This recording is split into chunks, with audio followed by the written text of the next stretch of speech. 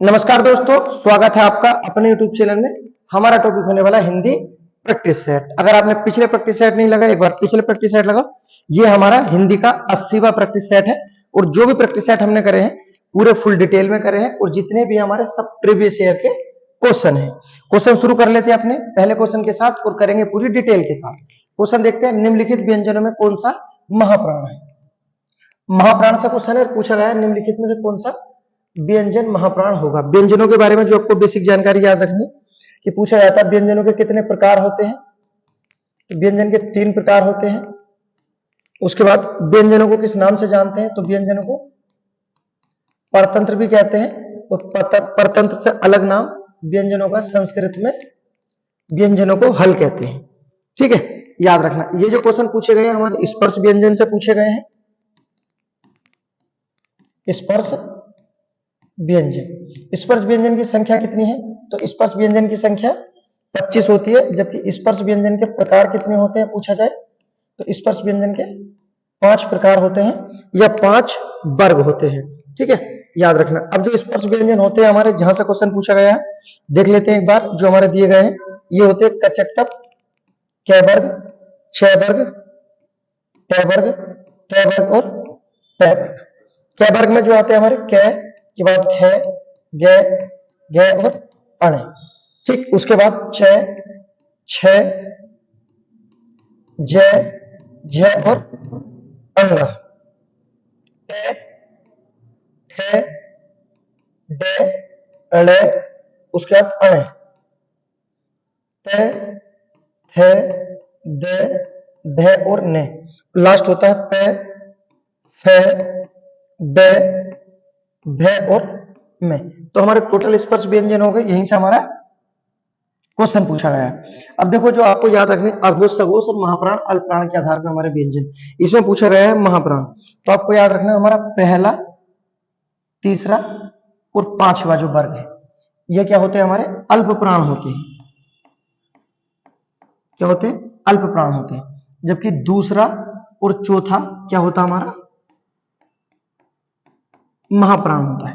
ठीक है, अब ये जो हमारे ऑप्शन दिए गए हैं, पहला जो हमारा क है, दूसरा ग, उसके बाद ड और ठ जो दिया गया है। अब देखो जो हमारा ठ दिया गया है ये दिया गया है हमारा महाप्राण में, क्योंकि जो हमारा दूसरा और चौथा होता है क्या होता है हमारा महाप्राण होता है। तो इस तरह से आप छांट सकते हो। ऑप्शन नंबर जो हमारा डी दिया गया है ये हमारा महाप्राण है, हमारा आंसर हो जाएगा। ठीक है, उसके बाद अल्पप्राण महाप्राण के आधार पर याद रखना शुरू के पहला, तीसरा और 5वां अल्पप्राण होते हैं, दूसरा चौथा महाप्राण होते हैं। इससे अलग जो आपको याद रखना है, ठीक है, कि पहला और दूसरा जो होते हैं हमारे ये हमारे अघोष होते हैं अगर अघोष सघोष के आधार पर पूछे जाते, और बाद के तीनों ये हमारे सघोष होते हैं। ठीक है, अघोष सघोष क्या होते हैं, सघोष होते हैं जिसका उच्चारण करते समय स्वर यंत्र में कंपन हो। जब कंपन होगी तो उसे सघोष कहते हैं। और जो अघोष होते हैं जिसका उच्चारण करते समय स्वर यंत्र में कंपन ना हो उसे अघोष कहते हैं। अल्प प्राण जिसका उच्चारण करते समय कम ऊर्जा खर्च हो, अर्थात अल्प कम, तो अल्पप्राण जिसका उच्चारण करते समय ज्यादा ऊर्जा खर्च हो तो महाप्राण होते हैं। तो अल्पप्राण महाप्राण के आधार पर क्वेश्चन पूछे जाते हैं, याद रखना। ठीक है, उससे पहले हमने व्यंजन के बारे में बोला कितने प्रकार होते हैं, तो व्यंजन के प्रकार पढ़े हमने 3। कौन कौन से 3 प्रकार होते हैं ये भी आपको याद रखना। पहला होता है स्पर्श व्यंजन जो प्रकार में आते हैं, उसके बाद दूसरा होता है अंतस्थ व्यंजन और तीसरा होता है हमारा ऊष्म संघर्षी व्यंजन। ठीक है, ये हमारे व्यंजन के 3 प्रकार होते हैं, स्पर्श व्यंजन, अंतस्थ व्यंजन, ऊष्म व्यंजन। ये जो होते हैं हमारे संयुक्त व्यंजन, इन्हें हम प्रकार में काउंट नहीं करते हैं। ठीक है, याद रखना। उसके बाद देखते हैं नेक्स्ट अगला क्वेश्चन जो हमारा दिया गया है। जो भी क्वेश्चन होगा पूरी डिटेल के साथ करेंगे, कोई क्वेश्चन ऐसा नहीं होगा जो एक बार करने के बाद बाहर चला जाए। अगला क्वेश्चन दिया गया है, निम्न में से स्त्रीलिंग शब्द पहचानना है, कौन सा स्त्रीलिंग है। ठीक है, क्वेश्चन दिया गया है हमारा, किसका क्वेश्चन है हमारा, लिंग से क्वेश्चन है। लिंग के बारे में जो बिल्कुल बेसिक जानकारी आपको याद रखनी है, कौन सी भाषा का शब्द है हमारा ये हमारा संस्कृत भाषा का शब्द है। लिंग हमारे विकारी शब्द होते हैं, अर्थात हम इसमें परिवर्तन कर सकते हैं। लिंग की पहचान किस शब्द से होती है, तो लिंग की पहचान हमें संज्ञा से होती है। उससे अन्य चीजें जो याद रखना है, हिंदी में लिंग के कितने प्रकार होते हैं, 2 प्रकार होते हैं, स्त्रीलिंग पुल्लिंग। जबकि संस्कृत में कितने प्रकार होते हैं? 3 प्रकार होते हैं, स्त्रीलिंग, पुल्लिंग और नपुंसकलिंग। और यहाँ जो क्वेश्चन पूछा गया हमारा स्त्रीलिंग पहचानना में, पहला दिया गया है काशिदाकार, उसके बाद जुर्राब, पाजामा और घाघरा। तो इनमें जो दिया गया हमारा जुर्राब शब्द है, ये हमारा स्त्रीलिंग है। ऑप्शन नंबर बी हमारा आंसर हो जाएगा। उसके बाद देखते हैं नेक्स्ट अगला क्वेश्चन। इसमें भी दिया गया है, दिए गए 4 विकल्पों में से कौन सा शब्द स्त्रीलिंग है? इसमें हमारा स्त्रीलिंग पहचानना है। प्राकृतिक, दुपट्टा, अध्यक्ष और उसके बाद महोदय। तो महोदय हमारा पुल्लिंग शब्द है, अध्यक्ष भी पुल्लिंग है, दुपट्टा भी पुल्लिंग है, प्राकृतिक कैसा शब्द हमारा स्त्रीलिंग शब्द हो जाएगा। उसके बाद देखते हैं नेक्स्ट, 25 रुपए दीजिए में विशेषण पहचानना है। कितने रुपए? 25 रुपए दीजिए में विशेषण पहचानना है। दिया गया हमारा क्रम, तो क्रम तो नहीं होगा। क्रम में क्या होता है? क्रम में याद रखना, पहला दूसरा, पहला दूसरा तीसरा, ये होता है क्रम। तो क्रम तो होना नहीं है। समुदाय, समुदाय भी नहीं होगा, क्योंकि समुदाय में होता है दोनों, चारों, सब, जिस तरह से समूह बन जाता है वो होता है समुदाय। ठीक है, तो ये जो दिया गया कितने रुपए? 25 रुपए, बिल्कुल फिक्स बात है। तो कौन सा हो जाएगा? निश्चित संख्यावाचक हमारा आंसर हो जाएगा। ठीक है, आवृत्ति में क्या होता है? आवृत्ति में होता है 2 गुना, 3 गुना। ठीक है, ये शब्द आते हैं। तो याद रखना, क्रम में पहला दूसरा तीसरा, समुदाय में दोनों चारों, सब निश्चय में संख्या दे दी, आवृत्ति में 2 गुना, 3 गुना, 4 गुना, 5 गुना, इस तरह से होता है। ठीक है, विशेषण से हमारा क्वेश्चन था। विशेषण जो होते हैं सभी को पता है, संज्ञा सर्वनाम की विशेषता बताने वाले शब्द विशेषण होते हैं। विशेषण के कितने भेद होते हैं? तो विशेषण के हमारे 4 भेद होते हैं, याद रखना है। उसके बाद देखते हैं नेक्स्ट क्वेश्चन दिया गया है, मां का तत्सम रूप क्या होगा? मां का तत्सम बताना हमें, क्या होगा? पहला मात्र, मातृका, माताश्री या मातृश्री। तो जो दिया गया हमारा मां का हमारा तत्सम रूप हो जाएगा, ऑप्शन नंबर ए हमारा आंसर हो जाएगा। ठीक है, याद रखना। उसके बाद देखते हैं नेक्स्ट अगला क्वेश्चन। नेक्स्ट क्वेश्चन देखते हैं। क्वेश्चन दिया गया हमारा एडमिनिस्ट्रेटिव कंट्रोल। एडमिनिस्ट्रेटिव कंट्रोल का हिंदी पर्यायवाची क्या होगा? इस तरह क्वेश्चन पूछे जाते हैं, याद रखना। तो एडमिनिस्ट्रेटिव कंट्रोल का जो अर्थ होता है, याद रखना, प्रशासनिक नियंत्रण होता है। ऑप्शन नंबर डी हमारा आंसर हो जाएगा। उसके बाद देखते हैं नेक्स्ट अगला क्वेश्चन। इस तरह के क्वेश्चन आते रहते हैं, याद कर लेना है। उसके बाद सब वो क्वेश्चन है जो पिछले एग्जामों में आए हुए हैं। अब देखते हैं जो क्वेश्चन दिया गया है। क्वेश्चन हमारा महुआ शब्द का तत्सम रूप बताना है, क्या होगा? पहले दिया गया मधु, मधुक, मधुकर या मधवा। जो दिया गया महुआ का, तो हो जाएगा मधुक। ऑप्शन नंबर बी हमारा आंसर हो जाएगा। ठीक है, उसके बाद देखते हैं नेक्स्ट अगला क्वेश्चन।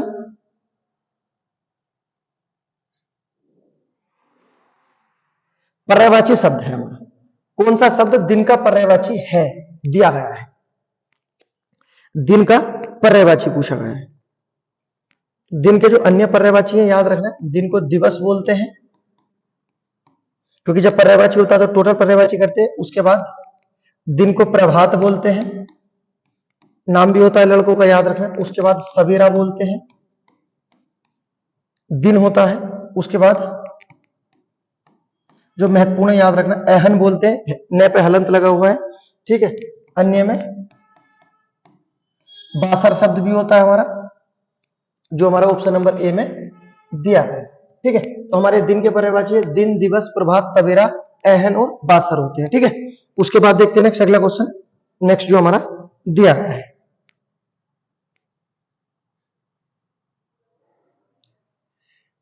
मनोहर श्याम जोशी से क्वेश्चन पूछा गया है, और मनोहर श्याम जोशी बहुत महत्वपूर्ण है, इनसे क्वेश्चन बनते रहते हैं। क्वेश्चन देख लेते हैं जो हमारा दिया गया है। मनोहर श्याम जोशी की सिल्वर बेडिंग कहानी का मुख्य पात्र कौन था? मनोहर श्याम जोशी के बारे में जो बिल्कुल बेसिक जानकारी है आपको याद रखनी है, इनसे क्वेश्चन बनते रहते हैं। पूछा जाता है मनोहर श्याम जोशी का जन्म कब हुआ था? जन्म हुआ था 1933 अजमेर में। ठीक, उसके बाद मृत्यु हुई थी 2006 दिल्ली में हुई। मनोहर श्याम जोशी को हिंदी साहित्य पुरस्कार दिया गया है, याद रखना, हिंदी साहित्य पुरस्कार। मनोहर श्याम जोशी को हिंदी साहित्य पुरस्कार दिया गया 2005 में।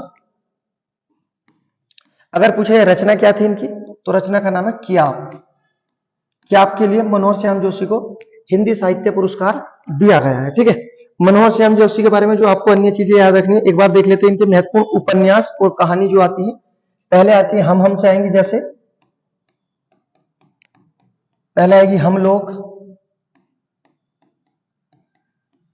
हमराही, हमजाद, टाटा, प्रोफेसर, बहुत महत्वपूर्ण है। उसके बाद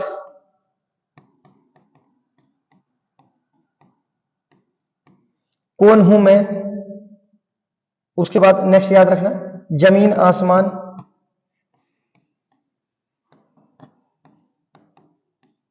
जमीन आसमान। उसके बाद जो महत्वपूर्ण आती है, रिपीट होती रहती है, मुंगेरी लाल के हसीन सपने, मुंगेरी लाल के हसीन सपने। ठीक है, तो इस तरह से देखना इनकी महत्वपूर्ण ये जो दिए गए हैं उपन्यास और कहानी है मनोहर श्याम जोशी। और जो क्वेश्चन था सिल्वर वेडिंग में मुख्य पात्र कौन था, तो याद रखना जो हमारा दिया गया ऑप्शन नंबर डी, यशोधर बाबू थे, महत्वपूर्ण पात्र थे। उसके बाद देखते हैं नेक्स्ट अगला क्वेश्चन जो हमारा दिया गया है। क्वेश्चन देख लेते हैं।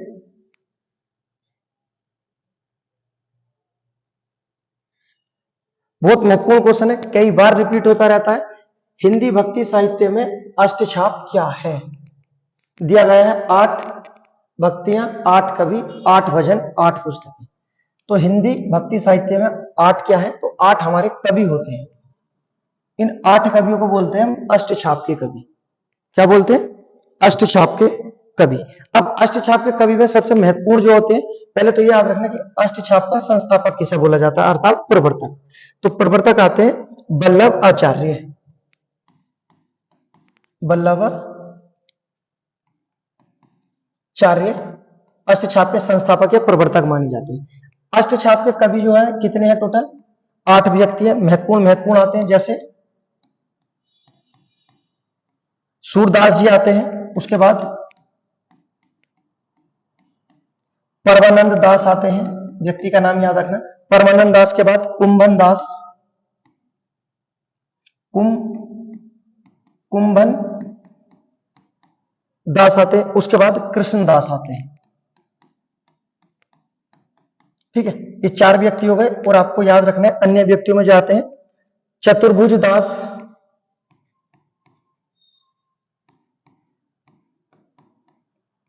चतुर्भुज दास। उसके बाद गोविंद स्वामी, गोविंद स्वामी।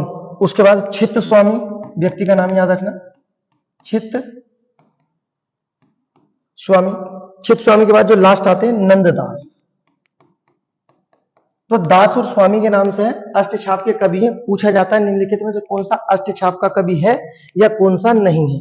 अब आपको इसमें जो मेन चीज याद रखनी है, क्वेश्चन गलत नहीं होगा, हमेशा के लिए याद रखना। पूछा है प्रवर्तक कौन है, तो वल्लभाचार्य हो जाएंगे संस्थापक। ये जो व्यक्ति दिए गए हैं शुरू के 4, सूरदास, परमानंद दास, कुंभन दास और कृष्णदास। पूछा जाए इनके गुरु का नाम बताओ, तो इनका गुरु का नाम है वल्लभ आचार्य। ठीक है, सूरदास के गुरु का नाम, परमानंद के गुरु का नाम कुंभन दास और कृष्णदास के गुरु का नाम वल्लभ आचार्य है। ठीक है, उसके बाद चतुर्भुज, गोविंद स्वामी, चित्त स्वामी और नंददास। ये जो लास्ट के 4 दिए गए हैं, इनके गुरु का नाम पूछा जाए तो व्यक्ति का नाम याद रखना विट्ठल नाथ है। क्या नाम है? विट्ठल नाथ। ये नाम याद रखने। गुरु पूछे जाते हैं और सूरदास के गुरु कई बार पूछे गए हैं। ठीक है, याद रखना। तो अष्टछाप क्या होते हैं, तो कहना 8 कवि होते हैं। ये वो 8 कवि हैं, यहीं से क्वेश्चन घूमते रहते हैं, यहीं से बनते रहते हैं। क्लियर हो गया पूरा टॉपिक। उसके बाद देखते हैं नेक्स्ट अगला क्वेश्चन। क्वेश्चन अगला पर्यायवाची से है। पर्यायवाची पूछा गया, दूध का पर्यायवाची शब्द नहीं है। कौन सा शब्द है हमारा जो दूध का पर्यायवाची शब्द नहीं दिया गया है? तो दूध के पर्यायवाची जो शब्द होते हैं याद रखना, पायस होता है, पायस बहुत महत्वपूर्ण है, दूध का पर्यायवाची होता है। उसके बाद गोघृत भी बोलते हैं दूध को, स्तन्य भी बोलते हैं, स्तन से निकलता है इस वजह से स्तन्य बोलते हैं। उसके बाद दो हज होता है, दो हज किसका पर्यायवाची है? कहना दूध का। ठीक है, तो दूध के पर्यायवाची है। और जो हमारा दिया गया है कौन सा पर्यायवाची शब्द नहीं होगा? अन्य शब्दों में याद रखना, पय होता है, क्षीर होता है, गोरस होता है। ऑप्शन नंबर डी है, ये हमारा दूध का पर्यायवाची नहीं होता है। ठीक है, तो दूध के पर्यायवाची दिए गए हैं, याद रखना। जो ऑप्शन में एक बार बोल देता हूं, पय, क्षीर, गोरस, उसके बाद पायरस, गोघृत, स्तन्य और दो हज, ये क्या है? हमारे दूध के पर्यायवाची हैं सब। उसके बाद देखते हैं नेक्स्ट, हिंदी की पहली रिक्वायरमेंट है कि पर्यायवाची विलोम शब्द तत्सम तद्भव सही होने जाएंगे। देख लेते हैं, निम्नलिखित में से क्वेश्चन पूछा है, उर्वर का विलोम नहीं है। ठीक है, विलोम शब्द दिया गया है, कौन सा? उर्वर का विलोम नहीं है। दिया गया ऊसर, उसके बाद अनुर्वर, उत्पादन या बंजर। तो उर्वर का विलोम शब्द नहीं होता है, ऑप्शन नंबर सी हमारा उत्पादन नहीं होता है, अन्य होते हैं, याद रखना। इस तरह से भी क्वेश्चन पूछे जाते हैं। उसके बाद देखते हैं नेक्स्ट अगला क्वेश्चन। क्वेश्चन देख लेते हैं जो दिया गया हमारा, अपने मत को मानने वाला के लिए कौन सा शब्द सही होगा? अपने मत को मानने वाला, जो अपने मत को मानता है। ऑप्शन दिए गए, स्वेच्छाचारी, स्वस्य, आत्मभिमत या मतानुयायी, जो दिया गया है। तो अपने मत को मानने वाला क्या होता है? आत्मभिमत होता है। ऑप्शन नंबर सी हमारा सही हो जाएगा। आत्मा भिमत होता है अपने मत को मानने वाला। उसके बाद देखते हैं नेक्स्ट अगला क्वेश्चन। अगला क्वेश्चन भी हमारा वाक्यांश दिया गया है, इसमें बताना है जो इंद्रियों की पहुंच से बाहर हो। वाक्यांश के लिए एक शब्द बताना है, अनेक शब्दों से एक शब्द है, पूछा गया है जो इंद्रियों की पहुंच से बाहर हो, इसके लिए एक शब्द क्या होगा? पहले देखा इंद्रियाजीत नहीं होता, इंद्रिया निग्रह ये भी नहीं होगा, इंद्रियातीत यही होता है। ऑप्शन नंबर सी हमारा आंसर हो जाएगा। जो इंद्रियों की पहुंच के बाहर हो इसे क्या बोलते हैं? हम इंद्रियातीत बोलते हैं। उसके बाद देखते हैं नेक्स्ट अगला क्वेश्चन।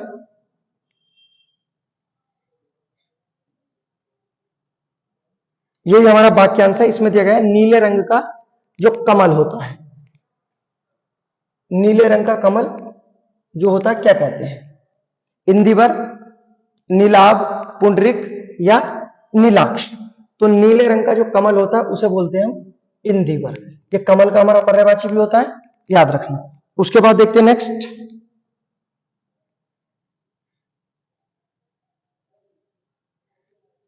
तू डाल डाल में पात पात, जो पूछा गया मुहावरे से क्वेश्चन है। तू डाल डाल में पात पात का क्या आंसर होगा?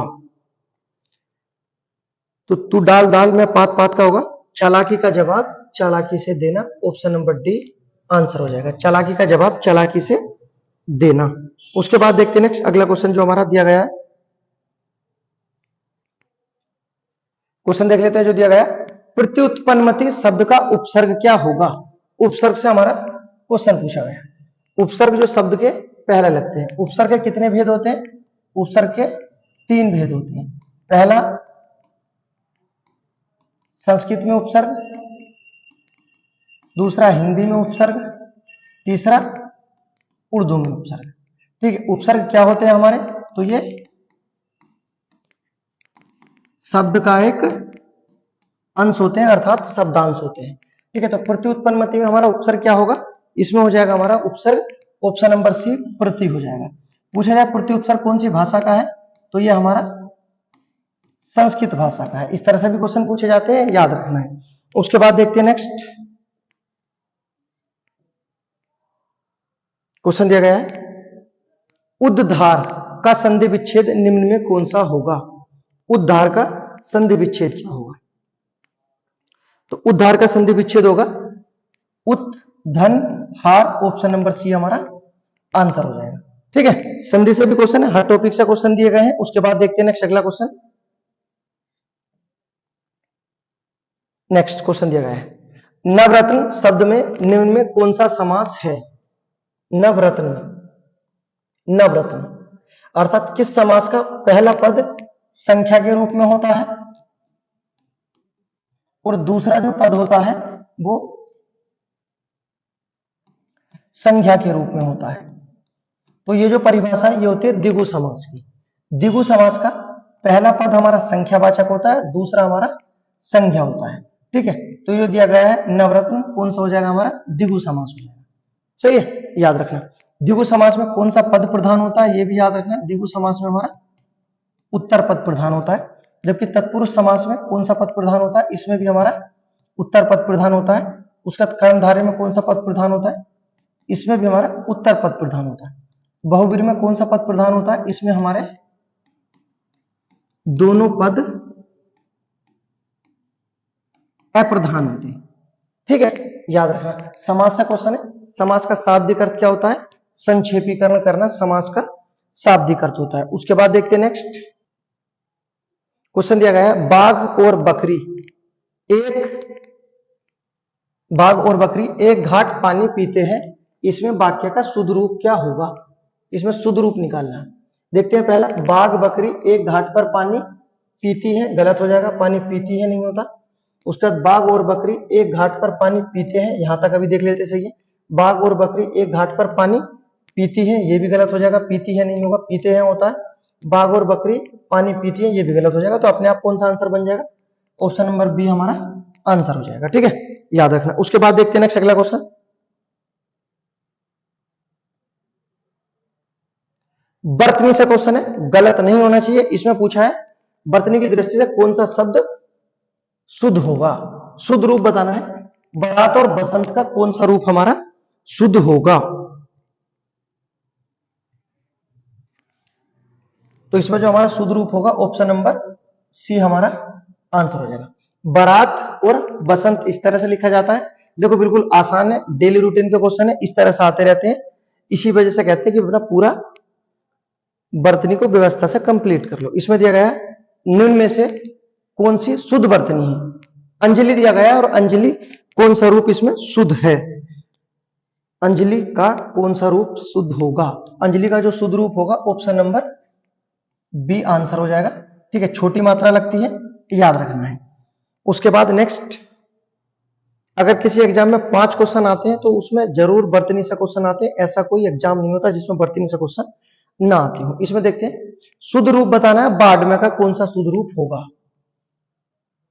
कौन सा वाला लिखा? ए बी सी डी सब में बाढ़ में लिखा गया, कौन सा हमारा शुद्ध रूप है? तो इसमें जो शुद्ध रूप होगा ऑप्शन नंबर सी हमारा शुद्ध रूप हो जाएगा, बाढ़ में होता है, याद रखना। ठीक है, उसके बाद देखते हैं नेक्स्ट अगला क्वेश्चन जो हमारा दिया गया है।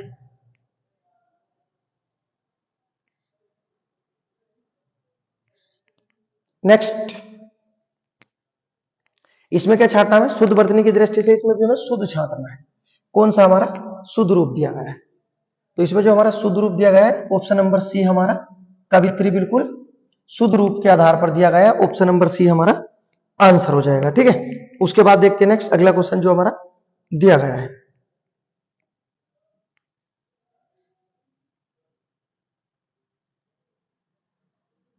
क्वेश्चन दिया गया हमारा, वेशभूषा से जो भाव प्रदर्शित किया जाता है उसे क्या कहते हैं?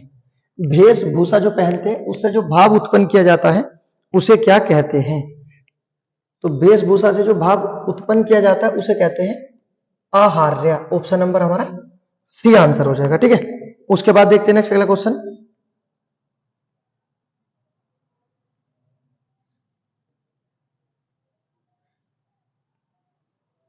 नेक्स्ट क्वेश्चन दिया गया हमारा अलंकार से क्वेश्चन। अलंकार पूछा गया हमारा, इसमें दिया गया है नित्य प्रति पुनोही रहत आनन ओप उजास में कौन सा अलंकार होगा? ठीक है, अलंकार से क्वेश्चन है, और अलंकार तो अब ऐसे हैं कि जितने प्रैक्टिस सेट कराए हैं अगर आपने सारे करे होंगे तो अलंकार अब तक बहुत अच्छे हो गए होंगे। क्योंकि अलंकार के बारे में जो भी बताया जाता है पूरा विस्तार पूर्वक बताया जाता है कि जैसे अलंकार का शाब्दिक अर्थ क्या होता है? सजावट करना। अलंकार के अन्य नाम क्या है? अलंकार को आभूषण बोलते हैं, गहना, जेवर, पदक, ये सब किसके नाम है? हमारे अलंकार के नाम है। ठीक, उसके बाद पूछा जाता है अलंकार का संस्थापक कौन है? तो अलंकार के संस्थापक पूछे जाते हैं आचार्य वामन व्यक्ति है, जिसे बोला जाता है वामन व्यक्ति नहीं, नाम इनका आचार्य वामन, इन्हें अलंकार का संस्थापक बोला जाता है। जबकि अलंकार की परिभाषा देने वाले व्यक्ति कौन है? आचार्य दंडी है। अलंकार की परिभाषा किसके द्वारा दी गई? आचार्य दंडी। जबकि अलंकारवादी कवि किसे कहते हैं? अलंकारवादी कवि कहते हैं केशव दास को। केशव दास को अलंकार का सम्राट बोला जाता है और अलंकार का बादशाह बोला जाता है। ठीक है, उसके बाद जो अलंकार के बारे में आपको याद रखना है, जो हमारा दिया गया ऑप्शन नंबर ए जो दिया गया उत्प्रेक्ष अलंकार। उत्प्रेक्ष अलंकार में संभावना व्यक्त की जाती है और संभावना की जाती है, जो लिखे जाते हैं हमारे शब्द आते हैं मानो, मनहु, जानो, जनहु, इस तरह वाले शब्द आते हैं। इसमें संभावना उत्पन्न की जाती है। पूछे संभावना किस अलंकार में आती है? तो कहना उत्प्रेक्ष अलंकार में आती है। और इसमें देखो कहीं भी मानो, मनहु, जानो, जनहु नहीं लिखा आती है, हमारा उत्प्रेक्ष अलंकार नहीं होगा। ठीक है, उसके बाद जो आपको मेन चीज याद रखनी है कि पूछा जाता है उत्प्रेक्ष अलंकार के कितने भेद होते हैं, जो आज के आधुनिक हिंदी के आधार पर पूछे जाते हैं। तो उत्प्रेक्ष अलंकार के 3 भेद होते हैं। पहला होता है वस्तु उत्प्रेक्ष अलंकार, दूसरा होता है हेतु उत्प्रेक्ष अलंकार और तीसरा होता है फलो उत्प्रेक्ष अलंकार। कहने का मतलब वस्तु, हेतु और फलो किसके भेद है? तो कहना उत्प्रेक्ष अलंकार के। उसके बाद जो दिया गया हमारा उपमा अलंकार। उपमा अलंकार में जो प्रयोग किया जाता है कि पूछा जाता है उपमा अलंकार के भेद कितने होते हैं? तो कहना भेद होते हैं 3। कौन कौन से? पूर्ण उपमा, पूर्ण मतलब कंप्लीट, उसके बाद लुप्त जो छूटा हुआ हो, और होता है मालो उपमा। ठीक है, तो उपमा अलंकार के अगर पूछा जाए भेद, समझना क्वेश्चन को, पूछे जाए भेद कितने होते हैं? तो भेद होते हैं 3। जबकि पूछा जाए उपमा अलंकार के अंग बताओ, अंग कितने होते हैं? तो अंग होते हैं भैया जी 4। कौन कौन कौन से 4 होते हैं? उपमेय, उपमान,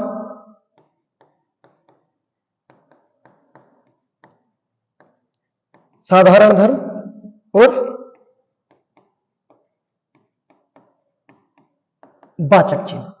ठीक है, अब उपमेय अलंकार से क्वेश्चन पूछे जाते हैं कितने अंग होते हैं? कहना 4। कितने भेद होते हैं? कहना 3 भेद, और ये याद रखना। ठीक है, वाचक चिन्ह के रूप में जो उपमेय में प्रयोग किए जाते हैं, जैसे आते हैं हमारे पहचान के लिए सा, सी, से, ऐसे शब्द आते हैं। ठीक है, याद रखना। उसके बाद बात कर लेते हैं अनुप्रास अलंकार। अनुप्रास अलंकार बहुत महत्वपूर्ण अलंकार है, इससे क्वेश्चन बनते हैं। पूछे अनुप्रास अलंकार के कितने भेद होते हैं? तो कहना अनुप्रास अलंकार के 5 भेद होते हैं।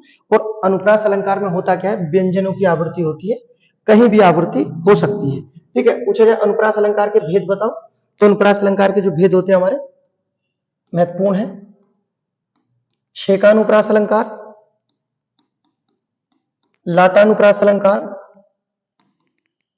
वृत्त्यानुप्रास अलंकार, उसके बाद श्रुति अनुप्रास अलंकार, और लास्ट अंत्य अनुप्रास अलंकार। ठीक है, तो ये अनुप्रास अलंकार के भेद है, याद रखना। उपमा अलंकार के भेद, उत्प्रेक्ष अलंकार के भेद, ये आधुनिक हिंदी के आधार पर है। ठीक है, और जो मैंने बताया उत्प्रेक्ष अलंकार, ना इसमें उत्प्रेक्ष अलंकार है ना उपमा अलंकार है, क्योंकि कोई रिक्वायरमेंट नहीं है। उत्प्रेक्ष अलंकार में क्या होता है? मानो, मनहु, जानो, जनहु। उपमा में क्या आते हैं? सा, सी, से। अनुप्रास में क्या होता है? व्यंजनों की आवृत्ति। कहीं नहीं है तो कौन सा अलंकार हो जाएगा?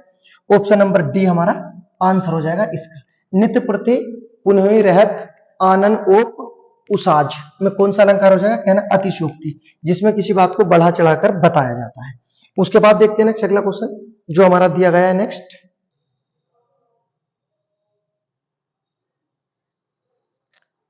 क्वेश्चन दिया गया हमारा, वर्तनी की दृष्टि से दिए गए विकल्पों में अशुद्ध विकल्प का चयन करना। वर्तनी के आधार पर बताना है क्या अशुद्ध क्या होगा। पहले दिया गया है महीना, पूजनीय, व्यंग या सभी सही हैं। तो इसका जो अशुद्ध रूप होगा, कौन सा हमारा अशुद्ध रूप होगा? तो इसमें जो अशुद्ध रूप है हमारा व्यंग, ऑप्शन नंबर सी हमारा गलत लिखा हुआ है। अब याद रखना, जो व्यंग लिखा जाता है किस तरह से लिखा जाता है? व्यंग्य होता है। क्या होता है? व्यंग्य होता है। इस तरह से व्यंग शुद्ध लिखा जाता है, जिसे हम व्यंग बोलते हैं, वो व्यंग्य होता है। ठीक है, याद रखना। अब गलत नहीं होना चाहिए, जबकि महीना और पूजनीय बिल्कुल शुद्ध रूप लिखे गए हैं। उसके बाद देखते हैं नेक्स्ट अगला क्वेश्चन।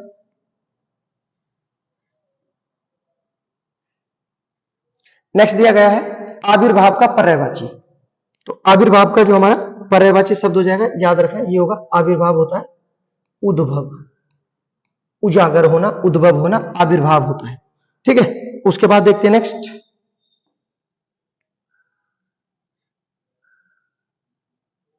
नेक्स्ट क्वेश्चन दिया गया है वर्तनी से है। वर्तनी से तो चाहे जितने क्वेश्चन कर लो उतने ही कम है, क्योंकि वर्तनी तो नए नए क्वेश्चन आते रहते हैं। इसमें बता रहे शुद्ध वर्तनी कौन सी है। पहले लिखा है प्रतिदर्श, दृष्टा, रचिता, आहार। तो ये गलत लिखा है। आहार क्या होता है? शुद्ध आहार होता है। रचयिता जो लिखा गलत लिखा, जो होता है रचयिता होता है। दृष्टा भी शुद्ध लिखा है। दृष्टा जो होगा ये लगता है द में, बोला संस्कृत वाला रह नहीं लगता, ये हो जाएगा दृष्टा। ठीक है, तो ये तीनों जो दिए गए थे अशुद्ध थे। अब बात थी शुद्ध की, कौन सा? ऑप्शन नंबर ए हमारा प्रतिदर्श आंसर हो जाएगा। ठीक है, उसके बाद देखते हैं नेक्स्ट अगला क्वेश्चन।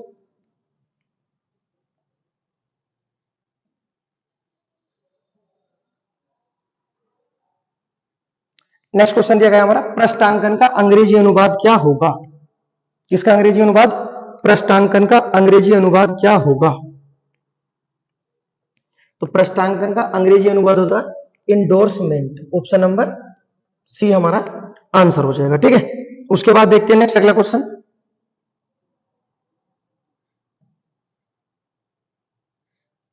भगीरथ प्रयत्न का क्या अर्थ होता है? भगीरथ प्रयत्न हमारा मुहावरा दिया गया है, इसका सही अर्थ क्या होगा?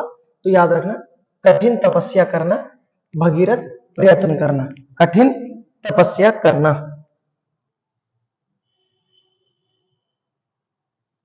क्वेश्चन देख लेते हैं।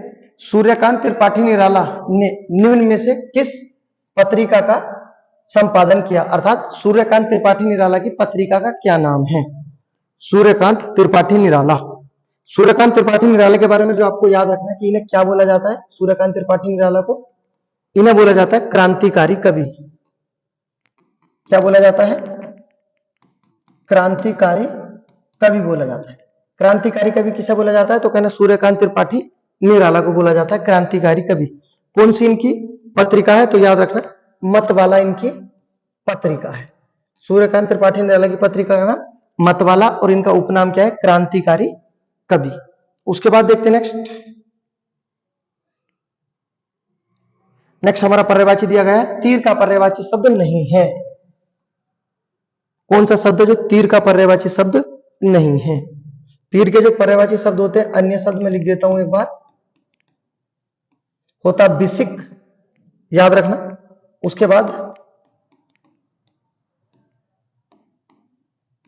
बिसिक के बाद सिलिमुख, उसके बाद सायक, बाण तो बोलते ही है, सर और नाराज। ये हमारे तीर के पर्यायवाची होते हैं। कौन सा नहीं होता? तो ऑप्शन नंबर सी जो हमारा दिया गया है तार, ये हमारे पर्यायवाची नहीं होता तीर का। ठीक है, उसके बाद देखते हैं नेक्स्ट अगला क्वेश्चन।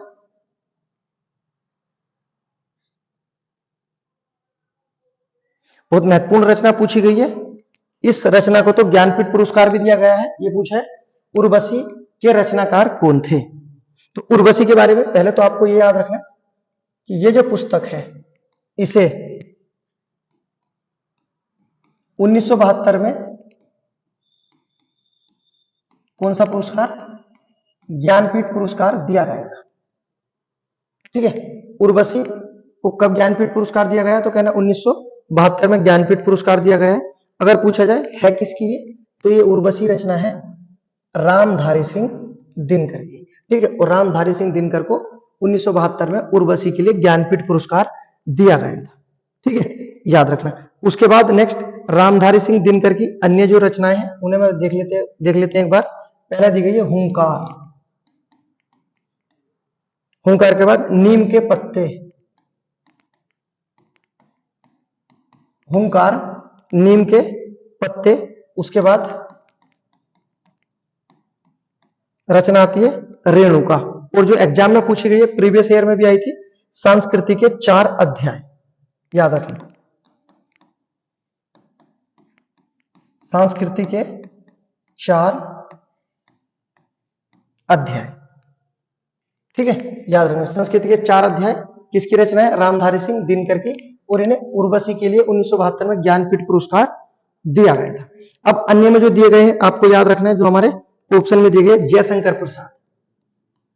जयशंकर प्रसाद को किस नाम से जाना जाता है? इनका उपनाम क्या है? तो इन्हें बोलते हैं छायावाद का प्रवर्तक, छायावाद का प्रवर्तक। किसे बोला जाता है छायावाद का प्रवर्तक? जयशंकर प्रसाद को बोला जाता है। उसके बाद जो हमारे दिए गए मैथिली शरण गुप्त, इन्हें बोला जाता है प्रथम राष्ट्र कवि, प्रथम राष्ट्र कवि किसे बोला जाता है? मैथिली शरण गुप्त। महादेवी वर्मा को क्या बोला जाता है? इन्हें भी बोला जाता है आधुनिक युग की मीरा,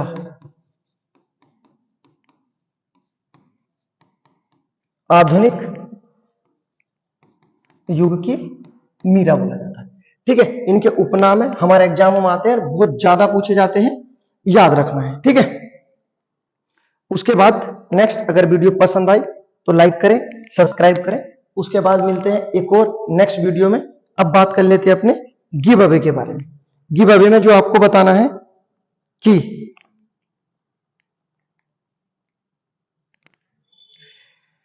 समास से क्वेश्चन है, आपको बताना है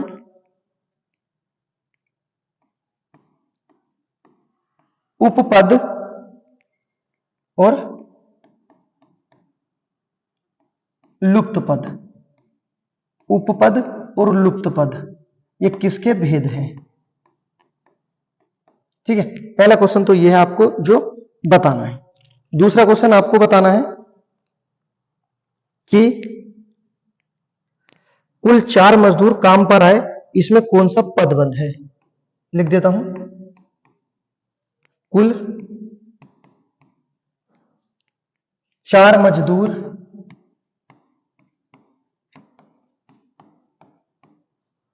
काम पर आय में बताना है कौन सा पदबंध है, ठीक है। कुल 4 मजदूर काम पर आए में कौन सा पदबंध है, ये आपका गिव अवे। वीडियो पसंद आई तो लाइक करें, सब्सक्राइब करें। उसके बाद मिलते हैं एक और नेक्स्ट वीडियो में, तब तक के लिए गुड बाय।